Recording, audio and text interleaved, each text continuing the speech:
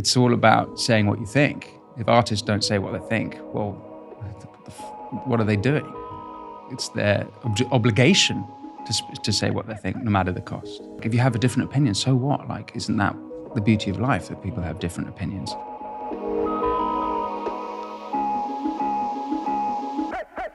By the way, I should say this. I've got an hour. Okay. Is that okay? Yeah, So okay. We'll get to the juice. Right, an hour. Okay, we'll make it work. Okay. So if you want a moment to... No, I'm good. I mean, I know everything I want to talk But about. what's so nice about Malice was that I was at Rogan's Club, the comedy mothership, with a few people, and we were in this circle of people. And this is the first time I met You Joe. happy for this to be recorded, or? Yeah, we actually, started. I am actually happy. Yeah, Yeah, fine. just get the mic about of this from you. You know it. Yeah, You know why the not? drill. Let's flatter Malice. Yeah. As if he fucking needs it. I was at the comedy mothership in Austin, and it was after a show, and Rogan had performed, and we were at the sort of backstage bar area, and there's a sort of circle of maybe like 6, 7 people, and for whatever reason, I kind of like got pushed out of the circle. I was like, okay, fine. Whatever. And Joe and Malice were talking, and Malice saw it from the other side and left and came all the way around to talk to me. So he was in this circle with high status, cool people, and he was like, I see that guy's alone. I'm going to go and chat to him. And I just thought, what a lovely bloke. Like, not many people would do that if they're surrounded by exciting people like that. Yeah. But he was like, no, I see that person's alone. I'm going to go and talk to him. And I noticed that with him, spending time with him, he's always makes sure everyone is looked after and feels important, feels good. He's just a really good people person. Yeah, good soul. So I've interviewed him probably 4 times now, and you know what it's like when you do these things. There's like high status guests, and he's like one of the higher ones. And I've had dinner with a couple of times with him as well, and he's always made me feel really welcome. But he's also super smart. I mean, I'm fucking smart. Super smart. I'm not. Really I'm a sure. moron. And I'm sure that's not true. Well, he never makes me feel stupid, but he also made me kind of realize I need to be less of a pussy. Like he just doesn't give a shit. He's like full on with his views, and I've just always enjoyed spending time with him. So when I saw him last time, he's like, "Oh, you've got to interview Winston." Oh, that's nice. No, he was like, "You've got it." I was like, "Well, introduce me. I would love That's to." so sweet of him. Interview Winston. I've got fucking so much stuff. I'm here. so scared. So I went on his show recently, and then talking about. It was after my debate with Nancy Pelosi at the Oxford Union, and we had a fun little conversation. But he wants to have like a big debate on populism. So I'm going to Austin for the election, and I'm going to have it then. But because he's anti-populist, I think, whereas I'm pro-populist. Yeah. So I'm looking forward to that. That's something to get into. But I'm more nervous to debate Michael Malice than I am to debate Nancy Pelosi. I personally wouldn't debate anyone. Because I'm okay asking questions. I'm less good answering them and articulating my points. I'd rather just sit there and write it down. But that must be weird for you, like going from, because that was one of the things I was thinking about. You had this life. You're a rock star. You're traveling the world. You're in a band, very successful band. Funny enough, actually, I was thinking we would have nothing to talk about with music. And then I heard an interview with you. You said you used to listen to Rage Against the Machine, and oh yeah, I never left that. Well, there's no good reason to leave that. It's you can live on Rage Against the Machine and Audio Slave. That's important. Yeah. But that world, and now you're in this entirely new world where you're like a cultural commentator. You have a podcast. They're 2 entirely different worlds. How's that been? Debating Nancy Pelosi at the Oxford Union. It's been tempestuous, but you actually do know, because you left the Bitcoin world, and now you've moved to a new, broader world, real life, and you're getting into politics. So you have a sense of it, don't you? A small sense, but I did a podcast in America talking about Bitcoin 100% of the time, and now I have a podcast talking about the stuff I spoke a little bit, and then the Bitcoin 10% of the time. But it's still the same. This is still the same life. You've gone from stadiums to cultural commentator. Yeah, very different. Yeah, it is. No, it is different. And I don't know how to make sense of it. It's exactly. I'm sure maybe in 20, 30 years I'll be able to make sense of it. But all I know is that I work as hard as I can at everything that's in front of me, And at the moment, that is building up my show. I get asked to do speaking events, so when I do these debates, it's a lot of preparation and writings, and I actually am still making music. All these things that come my way, you just don't know what's going to happen in life. No one knows what's going to happen. All you have is your sort of your values, and then I think, honoring every great opportunity with as much hard work as you can give it. Do you miss it? I still go to the studio, which I love. I miss being on stage. There's this sort of magic when the band is in the pocket and the audience is hanging on every note. There's some sort of incredible feeling that I've never been able to articulate properly. And when you're in there and you're kind of lost in it, there's something metaphysical that goes on, and it's really incredible. So that thing I certainly miss. Yeah. I made a documentary about a band called The Ghost Inside. It's a rock band. Mm-hmm. I remember the guitarist saying to me, he said, going on stage is like a drug. You can't. It's a drug you can't explain. Yeah. You either experience it or you don't. Yeah. But it is a drug. Yeah. And that's why I wondered. It is a drug. And by the way, that's why a lot of you get so many drug addicts in the music industry, because you get this huge high that's you cannot.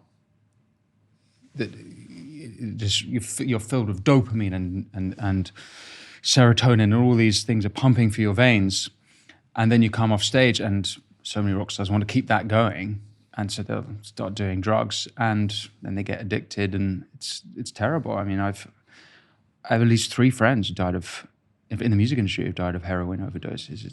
It's a very tragic thing, but you say it's like a drug, but it very much is. Yeah. All right, big question. Can you be in pop culture? Can you be an artist, musician, a sports person, an actor, and outwardly have conservative opinions?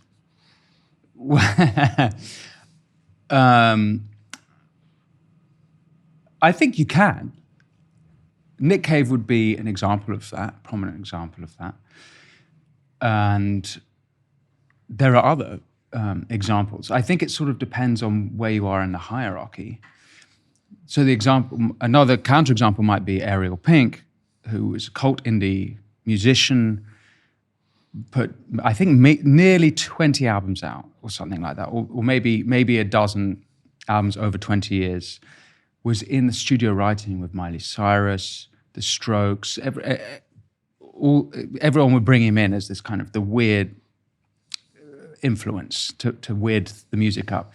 He was at the Trump rally on January 6th, not at the insurrection, the so-called insurrection that happened, the storming of the Capitol. But just that he was at the Trump rally meant that he was dropped from his label by text message.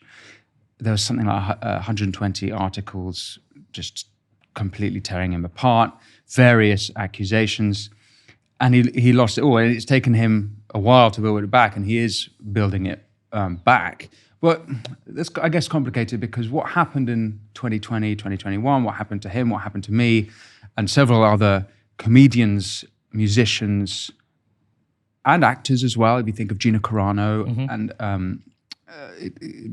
across the creative industries, that was a time of hysteria, I think, and it might come again. If Trump wins, it might be that you have a backlash similar. I think that a lot of that, the BLM movement, the Me Too movement, part of the energy that animated those movements was a hatred of Trump and wanting to, I think it was a sort of society level visceral reaction to what was going on in politics. No, that's not all of it, mm-hmm.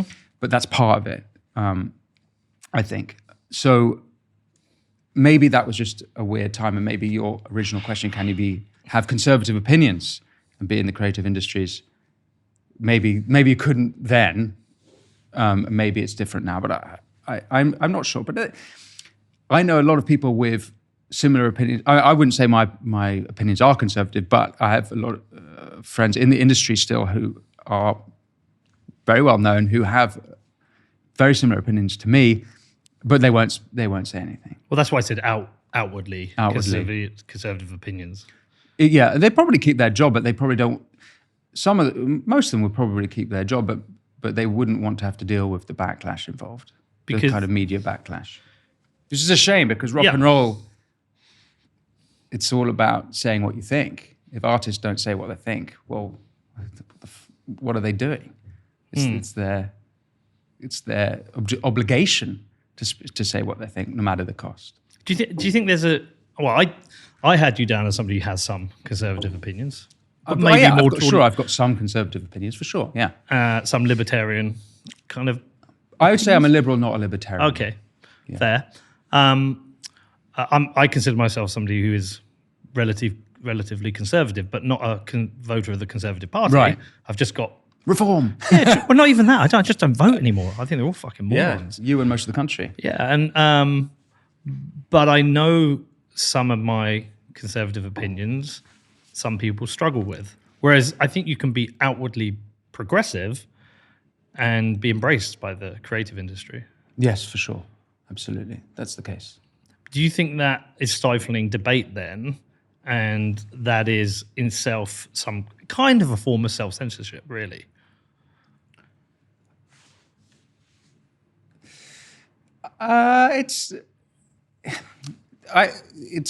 Ideas should be criticized. So there's nothing wrong with criticizing ideas. What's not okay is the professional punishment. I would go further and say it's not okay for there to be punishment within friend groups. Like, if you have a different opinion, so what? Like, isn't that the beauty of life, that people have different opinions? So, but certainly professional punishment for having perfectly legitimate opinions, which most normal people have, but in the music industry are not normal positions. I mean, creative industries, just for background, it is predominantly progressive. I think there's a reason for that, which aligns with personality types. So if you look at, say, big 5 personality types, if you are high trait openness, high agreeable, you are likely to have, that correlates with having progressive politics. Jonathan Haidt showed this in Moral Foundations theory. But it's also the case if you look at most big 5 personality type tests. So in the music industry, which attracts creatives who have those personalities, it's gonna mean that there's more likely to have a predominance of a personality, a political left-leaning politics, rather. So basically, there's a lot of groupthink on this, and I would say progressivism is a majority in the music industry. What's kind of weird about it is you'd think that creatives think differently, and so if you're in that sort of world, they'd think there'd be a reaction against that. I think there is, but as I said earlier, people are a bit too scared to speak out.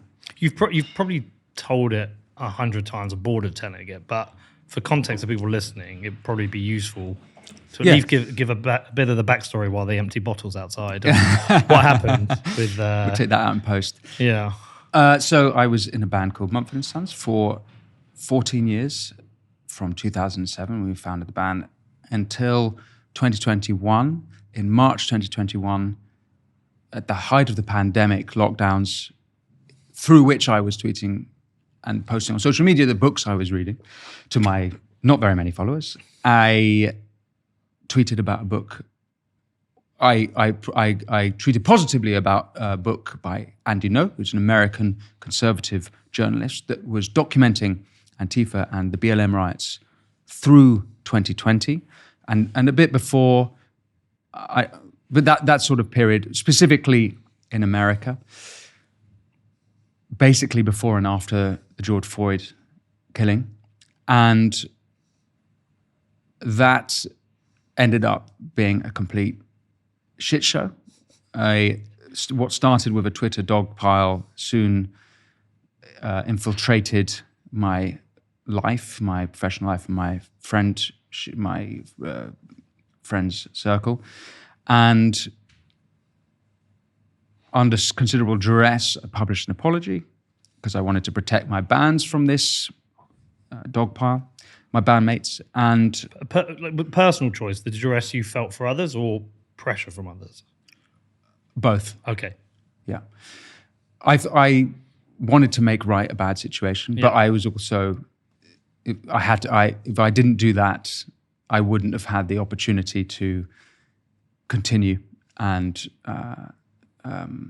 so ultimately I did publish that apology, and I guess I didn't have to, but I would say the options before me were not something that I would easily throw away. In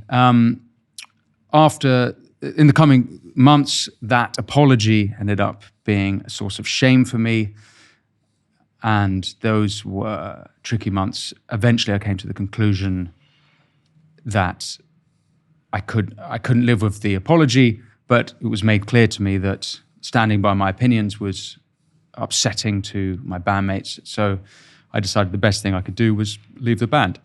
That was sort of June 2021. For tweeting about a book. Yeah. Again, as I said earlier, there was a weird hysteria in that period. And I wonder if it seems to have calmed somewhat, but maybe not. Who knows? The humble bee, a keystone species crucial to the survival of Earth's inhabitants. Here's how things would look if bees vanished. And here's how they'd look if humans vanished. But imagine if instead we became a keystone species by doing things the right way, by taking responsibility for our actions and becoming the solution. Iron mines the world's most responsible currency the right way. Because the future depends on it.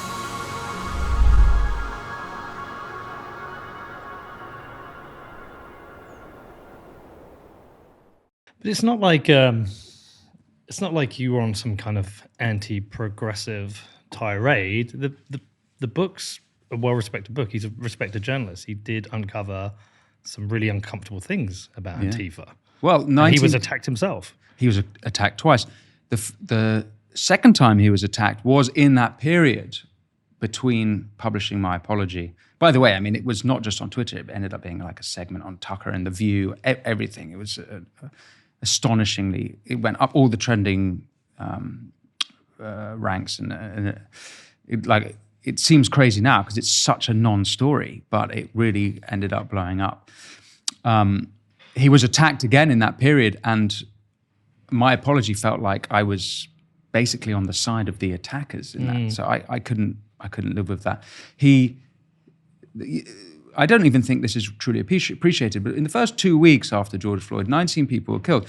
By the end of October 2020, from the George Floyd killing up to end of October 2020, 25 people had been killed. Like, that's bad. And considerable damage done to predominantly black businesses.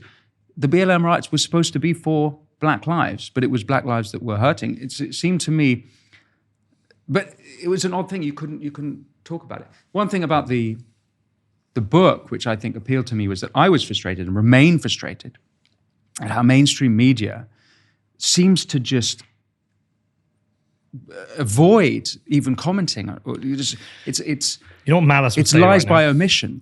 He'll say to you, "No, it's corporate media." Rather than mainstream. Yeah, he will. Yeah, he punished me for that. He's like, "Don't call it mainstream media. It's not the mainstream. It's the corporate media." Because he would define mainstream as the media that people most listen to. Well, so he would say Joe Rogan is mainstream media. Potentially, yeah.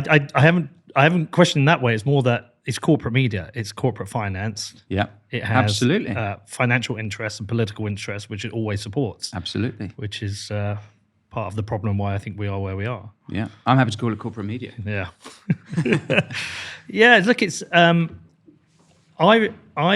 didn't follow at the time. I still listen to death metal, so Mumford Sons aren't really in my repertoire. But I read about it afterwards. I read the apology, which I kind of was like, I don't believe this. But I did wonder, have you stayed friends with the band? Do you even want to talk about that? I mean, I wish them well. Yeah. So you've lost friends during this process, and your circles have changed. Oh, for sure. completely. But I would say, and this is important for listeners, because a lot of people are worried about speaking up in case they lose friends, but you end up making much better friends because they love you for you. And if they don't agree with you, they love you despite what you say. Yeah. And if they agree with you, you can have these new profound friendships. Now, it's a scary thing for a lot of people. And I also think that social cohesion, or the desire for everyone to get on, is a lot of why cancel culture was so successful, because people want people want stability and calm, and they don't want to rock the boat. So that's why it's so effective, and they don't want to lose friends. But actually, there's nothing to be worried about at all. It's better. It's scary, but it's better on the other side. It's better to be fearless and face Absolutely. it. Yeah, I mean, look, I think we're in weird times. I look a lot. Obviously, I talked to you about the fact that I had a Bitcoin show, so I look a lot at the financial side of things. I look deeply at the economy, government debt, and I try and understand why we're in such a weird time. Yeah, because it is weird. There is no trust really in politics, falling trust in media. Everyone's getting poorer and more miserable. We've got no growth, and so I try and understand why we're in this weird time and kind of where we're going.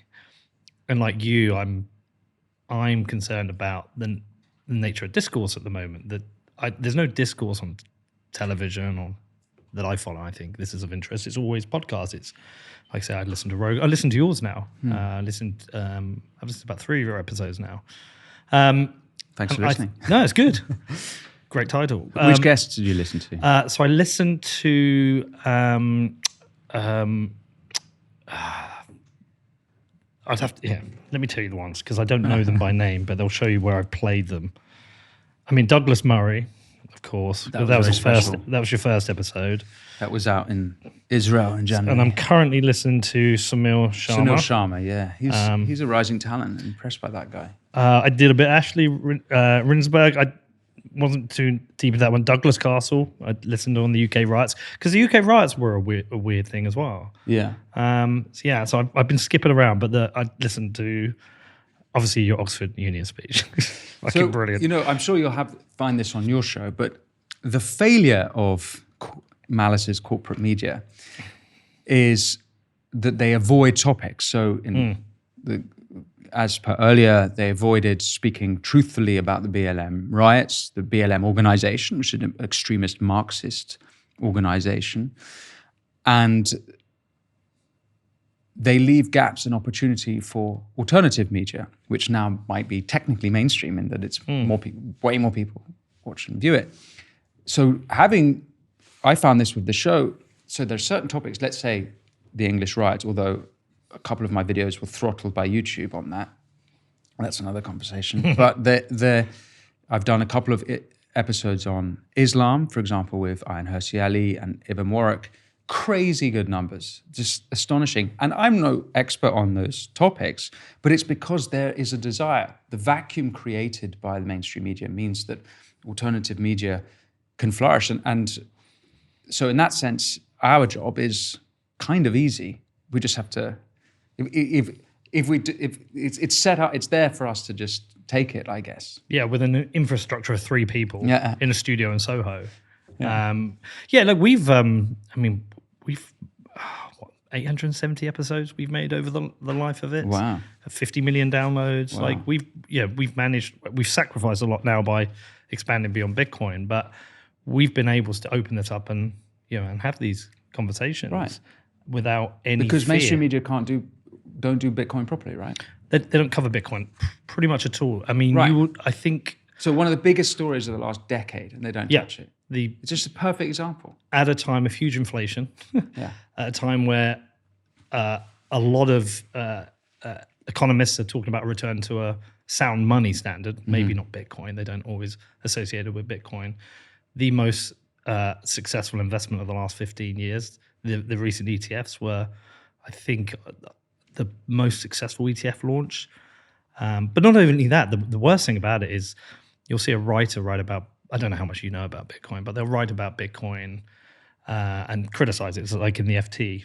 but they won't talk about how activists in Russia, for part of the Navalny Foundation, they use Bitcoin to raise funds because their bank transactions will be traced. So Bitcoin, if they use that with, say, something like Samurai, they're able to hide their transactions. So they could raise money to campaign for freedom in Russia. Activists in Nigeria campaign against the secret police beatings were able to raise funds with Bitcoin. I mean, the Human Rights Foundation is a core tenet of what they do now is Bitcoin support. They never cover any of this. They talk about... Exactly. They're so stuck in the sort of 90s or something. Yeah. It's so bizarre. But that means you can go out and create a show that's challenging. Yeah. I'm not complaining. Yeah. I was complaining when I wasn't playing this game, but now it's great. Yeah, and I think that will ultimately, I don't know about you, I think the kind of mainstream media is failing. I think it's starting to collapse under its own weight because I don't think people believe what they're being told anymore. Absolutely. So they will look for alternatives. And I think I always think it's a part of censorship. I think the mainstream media censors themselves for fear. They want to keep it safe. So everything is kind of center left, just for fear, apart from, obviously I'm aware of GB News and its investors, of course. That's made an attempt to try and offer alternative opinions and voices. And so I kind of have this hope that we are going, because look, you've traveled to the US a lot, right? Yep. They have a culture of liberty. They Yes. have a culture of free speech. Yes. I don't believe we actually have a culture of liberty in the UK. That's an interesting, because the American liberty came from us. England. Yeah, from defeating us. Came from 17th century, that and 17th century liberal thought from London specifically. I guess you would say Scotland as well, maybe. But in a sense, it's the English who invented liberalism and liberty. So it's kind of, where I think you're right is that there's, unlike the Americans, in this country, we have a lot more, socialism, for example, is a lot more popular here. Yeah. Something like 67% of under 25s want a socialist system, which is astonishing given how evil socialism is. But that would be, maybe that's increasing in America as well. But certainly the majority of Americans understand how dangerous that is. But so I agree with you. We've lost that sense of liberty, I think. I think I, as a child, could have been easily convinced that socialism was a good idea. Well, you were listening to Rage Against the Machine. Yeah. Well, yeah, interesting, because they've become the kind of, what is it somebody said? They're raging for the machine these days. They were through COVID. Yeah. They, much as I love their music, Yeah. they went on stage with a Maoist red star as the backdrop. I mean, this is Mao, probably the most evil human being ever to live, if you go by dead body count. 60 to 70 million people he killed. And they'd go on to the Marseillaise, and they were taught, and I believe, I haven't checked in on Rage Against the Machine, but I believe they toy with those evil energies still, which is a shame. But it doesn't mean the music's not amazing. Yeah. See, I don't care what your politics are. You can be extreme left and still make fantastic music. But I think it's an education.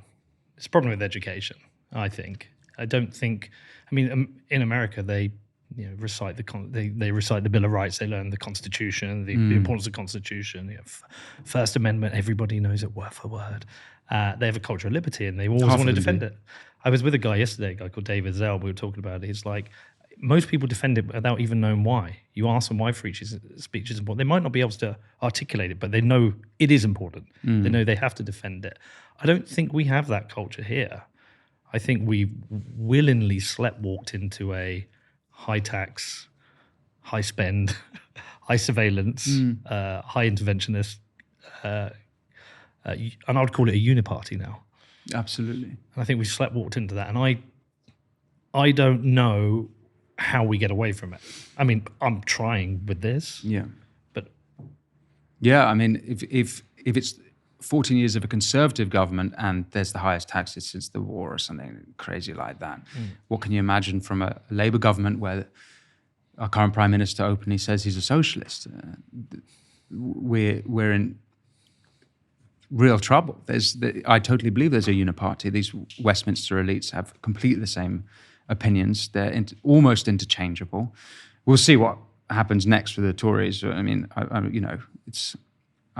don't have much confidence that they're going to be the ones to stand up for liberty. But yeah, the Uniparty is very much a real thing, and that's why, like you said earlier, you didn't vote, and I think that's only 20% of the electorate voted for Labour. They're not popular, and that disinterest is across the nation. They recognise that there's not real options, and there's no one's inspired by Keir Starmer, just as they weren't inspired by. Well, I guess they were inspired a little bit by Farage, for him to start a new party, come in, and in a couple of months pull 4 million votes. That is impressive. What happens next with them is to be seen, but. Well, he spoke to people on issues they care about, whether you like him. I've interviewed him a couple of times. I don't agree with him on everything. I don't disagree with him on everything. I know that certain people, if I said I would vote for him, they would have a heart attack because they consider him a Nazi. Yeah. All I know is that if the free market says that if he's attracted that 4 million votes, he's spoken to people in a language they want to hear. Mm-hmm. He's saying things to people they want to hear. Yeah. I don't know how we reverse this, but I believe we're in a managed decline.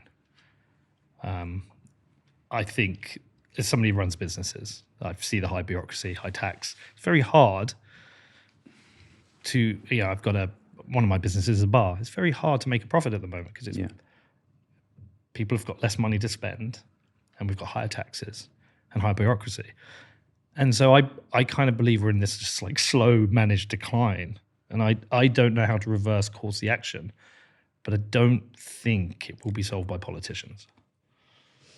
I think it's a combination of things. I think it can be solved by politicians, and if you look at what's happened in Argentina or El Salvador, of course, and which were in much, much worse states than England and Britain are, you can have one person come and pretty quickly turn things around, or at least seemingly. We'll see what happens, but certainly it's a pretty incredible start. So in that sense, that suggests to me that it's almost part of the great men of history theory. Like actually it can be turned around by great men. I think for Britain, I don't know what you think you're suggesting might turn it around, but one thing I think is we need people to stand up, speak up, stop being scared of what they think. There's such little talent in Westminster because, well, there's various reasons why it doesn't attract talent. Maybe paying politicians more might attract them, but I'm hesitant to fight that cause particularly. But well, it's funny you should say that. When they announced it was about 8 months ago, I think, when they announced there was like a £5,000 pay rise, I think to £90,000. I was like, really? They pay that little? So I put out a little tested tweet. I was like, I'd pay these people much more. I'd pay them $500,000. You want to attract the best people. Yeah, you want to attract the best. If you're leaving school now, leaving university, I think most people with a decent amount of education are thinking, I want to get to a 6-figure salary. Mm-hmm. Well, if your best chance is 90,000 as an MP, you're probably going to avoid that. Yeah. You want to attract the best people. I would pay them a lot more. Yeah. They really are thick. I mean, it's hard. I don't look around and go, that's a... I mean, yeah, there's probably a handful in each party of like actually decent, intelligent people with some moral integrity. But considering we're talking about hundreds of people, that's not very many people. Can you name one? I struggle. I do.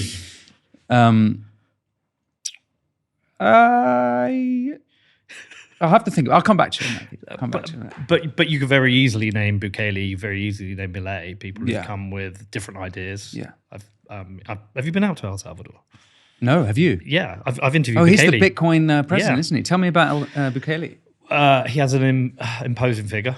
Is that imposing? It's scary. Did he alpha you? He did. I was nervous around him because he has a presence which I've never witnessed before. Yeah, I want that for Britain. Yeah, I want a leader that makes people nervous, because then we'll get some bloody respect back. Well, look, he's changed the country from the highest murder rate at one point. I don't think under his leadership it had the highest, but there's certainly at one point, San Salvador, I think, was the murder capital of the world. It now, I think, has the lowest murder rate in the Western Hemisphere. Companies are moving there. They hold a lot of Bitcoin. That Bitcoin is appreciating in values. So as a country, they are wealthier. They've attracted Miss World. They've attracted the World Surf Championships. Like, he's changed that country. It'll be interesting to see. I'm more interested in seeing what Milei does with Argentina because, that's a country that was fucked for decades. And it's essentially a libertarian test case. Yeah. If you massively reduce the size of government and welfare, what's the impact on society and what's the impact on the country? I think he's got inflation down to like 4%, so something's working, but we'll see. But where's that going to come from in the UK? Well, I'll tell you one thing that I've noticed is a serious problem we have in Britain. You'll have heard of audience capture. Of course, yeah. Which is when people their output or what they say is to please their existing audiences. Like they give red meat to their existing audience, even if it goes against their own beliefs or their own principles, integrity, they want the popularity. But Britain, more seriously, has a critic capture problem, which is that what they say is they're not concerned at all about their own base or audience. They're concerned about the people who will criticize them. Now, this applies just as much to the creative industries as I discussed earlier in this conversation. The creative industries, people are more worried about what their critics are going to say than what the people who love them are going to say. The same applies in politics in Westminster. One of the things that's killed the Tory party was that they were more worried about what their critics would say than what their base bloody wanted. And so I think that's and maybe part of that problem in Britain is we're also it's a tall poppy syndrome country where we don't, like, you spent time in Texas. If you walk down 6th Street with a Stetson on, people are going to be like, nice. Badass. If you try doing that anywhere in London or Shaftesbury Avenue around the corner, people go, fucking cunt, get that off your head. Yeah. So we've got a completely different attitude there. And critic capture is killing Britain, I think.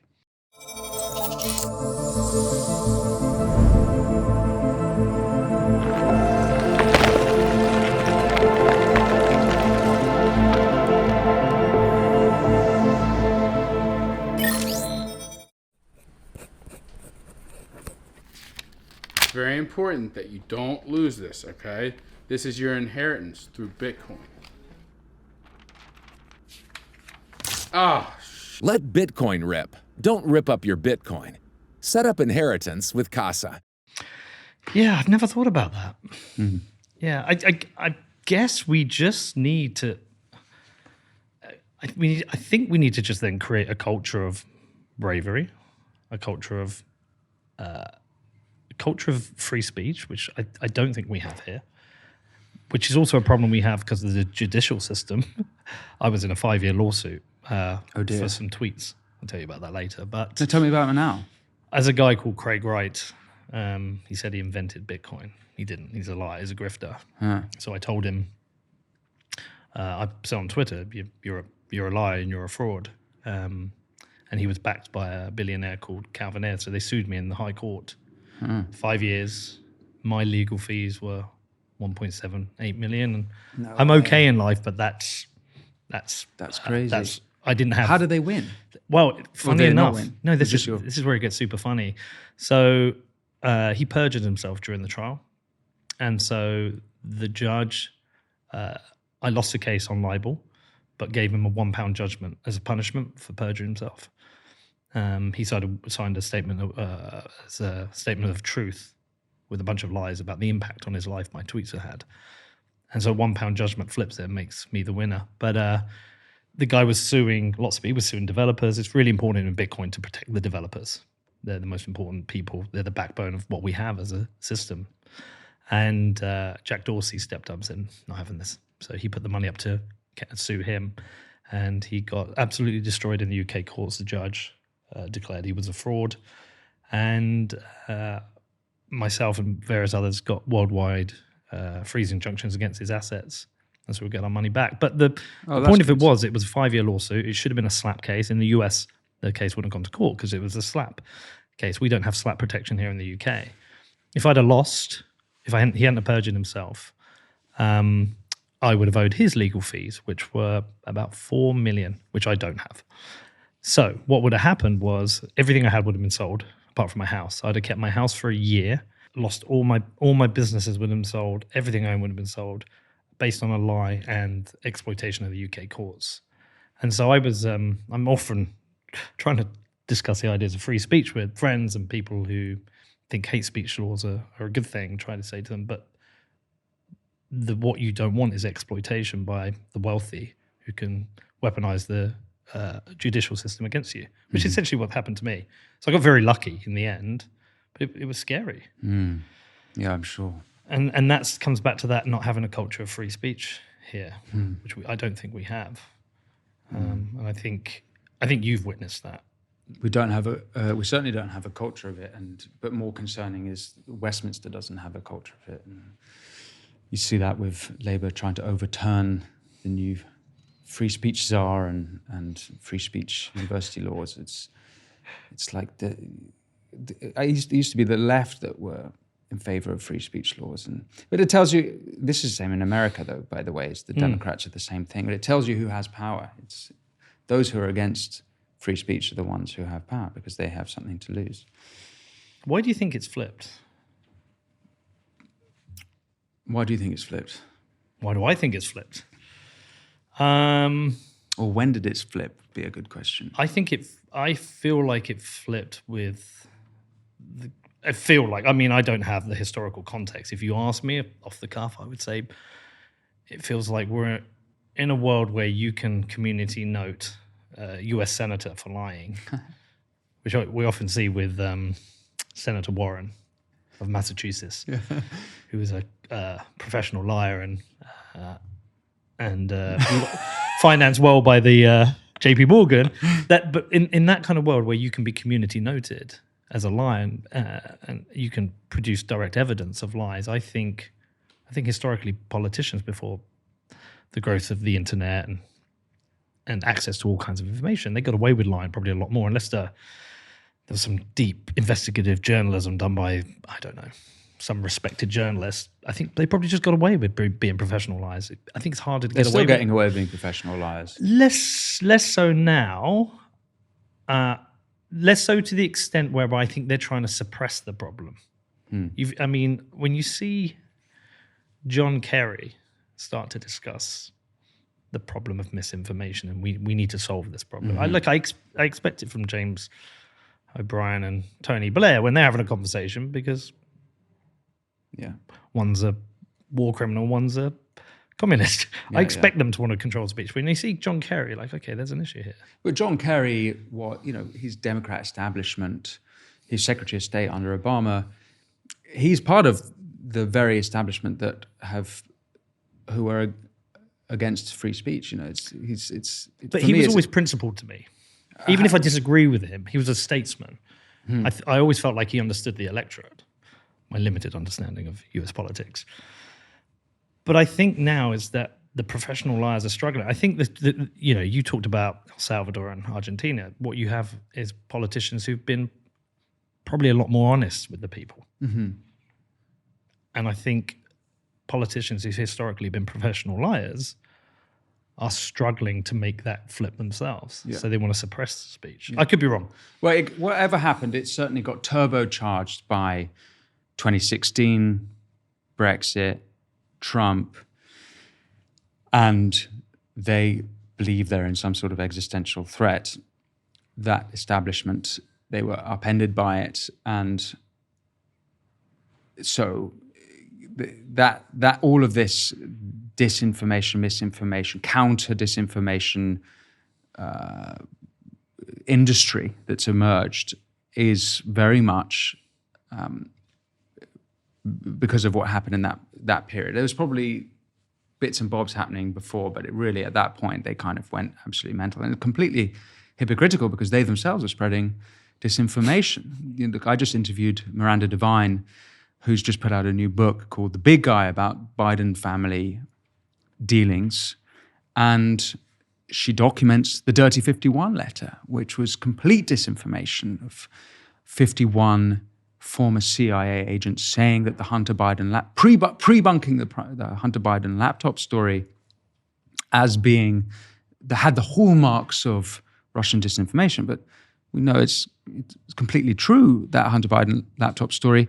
We know that now as well because Hunter Biden has 3 felony charges based off the information in the laptop.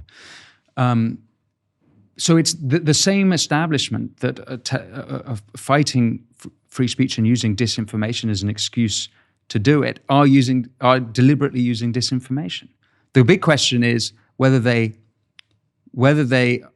are even aware of what they're doing, because it might be that they're just so phased out of it and so in their tiny little world that they don't even realize the evil that they're doing. That's possible. Or it might be the case of a mixture. Some of them know that they are deliberately attacking free speech, and some of them are kind of caught up in it. It's a very bizarre situation. Well, yeah, I mean, it's where did they get lost? Because I think most people go into politics believing they want to serve the electorate and do a good job. And I just wonder, where do they get lost in the process? What changes for them? Do you just become so ideologically driven against the opposite party and believe they are so evil that you justify any act? Or are you just a thief? Do you just want to blindly rob from the electorate? I don't know. Both. I don't know.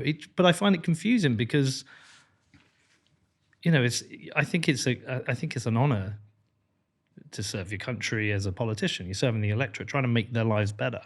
I don't believe anyone's making our lives better at the moment. It's very interesting in America to see that a sort of free speech group of former Democrats, this is Tulsi Gabbard, RFK Jr., Elon Musk is one of them, I guess Vivek Ramaswamy, but he's maybe wasn't previously Democrat. But these are former Democrats who are coalescing around Trump, and the neocons are going to the Democrat Party. So there's just a huge, great realignment, this political realignment that's going on in America. Do you think we need? Well, I mean, you probably do. I think we kind of need that here, a realignment. Yeah. I mean, first, we need something to realign around. Why don't you run for politics? Do you know what? I thought about running for mayor in my town of Bedford. Our mayor is a moron. He tried to ban women playing football. Oh, well, hang on, hey. I mean, it was just like that sounds like no. I mean, our women are fan. They won the treble last year. Brilliant team, really? Very successful. On what grounds does he want to ban women from playing football? He wanted to get us off the ground, and we don't know why. And he came back with a new lease agreement that said that our women essentially could not play football there. It's just. I obviously put it up on Twitter. I hope you did. How was the backlash? Backlash for him. Yeah. Then they said it was a clerical mistake. Clerical? Yeah. So now you're lying. But I've looked into the job. I've spoken to the previous mayor and I said, look, I'm busy. Can I be the voice of the mayor but someone do the job? He said, no, it's a full-time job. Yeah. So I also don't look. I've not lived the most. I've got a few skeletons. I'd like to drink some drugs at some point. I just don't think I want that all out there with 2 kids. I don't know if you can affect change. Why don't you run? People would vote for you. You're popular. No, they wouldn't vote for me. I'd vote for you. Have you thought about it? Well, at the moment, I'm very happy. I'm, as I said earlier in this conversation, fully focused on building up the YouTube. I would be pretty worried of the state of the country if the lack of talent in Westminster is such that a out of work banjo player has to step up. That would be concerning. But I do think, I said this earlier, like to you, why don't you run? I do think people who are complaining about the state of the country should, instead of complaining, should put their necks on the line, should go out there and do it. And so it would be hypocritical for me to say that and then not myself do that. But I don't feel that's what I'm being called to do and I'm enjoying my current work, so that's what I'm focusing on. I'll do it if you do it. Yeah. Well, what party are you going to run in? See, I Independent? I wanted to run independent, and that's difficult because a lot of people, they'll just turn up and pick the color they've always picked, which is blue or yellow or red. I thought of running with a party and then immediately standing down from that party and going independent once I've one vote, but I think that's conning people. But if I ran for mayor, I would want to run on just a very simple set of policies, which was I would eliminate business rates in the town. So if you want to start a cafe or a bar, Does the mayor have the power to do that? they do. Well, you can give business rate relief, and then I would do a mandated 1% reduction in council tax every year, just to set a standard that we're going to actually tax you less. And I mean, you think in government that you think that people are stupid. You want to get into local council. I mean, these people are some of the most stupid people I've met, and I feel sorry for them because they lacked guidance and leadership in these councils. But Really stupid and ideologically captured. I live in Islington, and now every time I get a letter from the council, it says, "Working for a more equal Islington." Excuse me? a more Marxist. And that's absolutely Marxist. What on earth do you mean equal?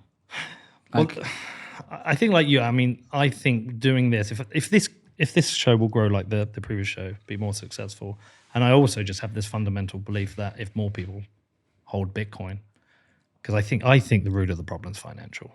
Well, you say like dropping taxes. Does Britain even have a desire to drop taxes? As I said earlier, there's a populist sentiment or feeling towards socialism, despite the consistent utter ruin it brings upon every nation that implements it. And yet people want socialism, people want higher taxes. What they don't realize is it's disastrous. But partly because I suppose people would prefer equal misery, or you can always tell when people say their primary concern is inequality rather than poverty. Because if you want less poverty, you have to have more inequality. That's yeah. But actually, it's not poverty that people are concerned with. It's how rich the rich are rather than how poor the poor are. Or do they want more? Do they want socialism, or do they want higher taxes for other people? Well, quite. Yeah, I think it's higher taxes for other people. I think if you... It's like the classic Bernie Sanders case. He's like, we got to tax the billionaires. Well, if you were not a millionaire, you'd say we've got to tax the millionaires, but you happen to be a multimillionaire. Yeah, and it doesn't work You just anyway. find out whoever's richer than you, which is everyone, unless you're Elon Musk. There's always someone that you want taxed more than you. Did you see what they did in Norway? Did you see what happened there? No. So they introduced a 1.1% wealth tax, or they increased it to 1.1%. I can't remember the detail. The goal was to raise 140 million. So many of the ultra rich left when they introduced this tax. They actually had a 460 million deficit. Yeah, it's the Laffer curve. Yeah. So the more you tax, the more you generate in tax revenue. I think we're going to have that same. That's going to happen here. I think it's already happening. Well, millionaires but more so. are leaving Britain in droves. Yeah.